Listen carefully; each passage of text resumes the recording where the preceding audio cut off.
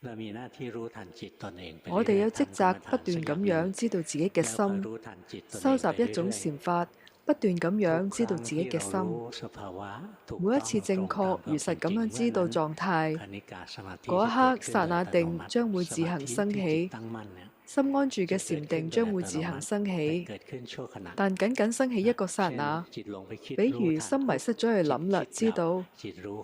諗嘅心就一瞬間滅去，覺知嘅心就生起。覺知嘅心即係具有禪定嘅心，呢一種禪定稱之為剎那定。剎那定就如同一個細小嘅點咁樣，僅僅係一個點。我哋所睇到嘅直線其實係由一個個細小嘅點組成嘅，無數個細小嘅點連埋一齊，我哋就睇到一條直線。心亦都係咁樣，禪定一個剎那一個剎那一個剎那咁樣升起。如果某一個剎那之後隔咗好耐，另一個剎那先升起，我哋就睇唔到連續嘅直線啦，就睇唔到剎那之間互相嘅關聯，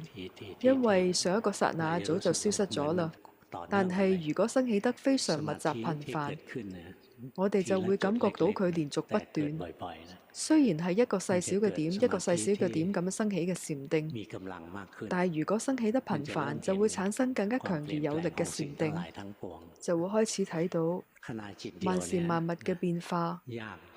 雖然一個深色剎那嘅禪定難以觀到萬物嘅生滅，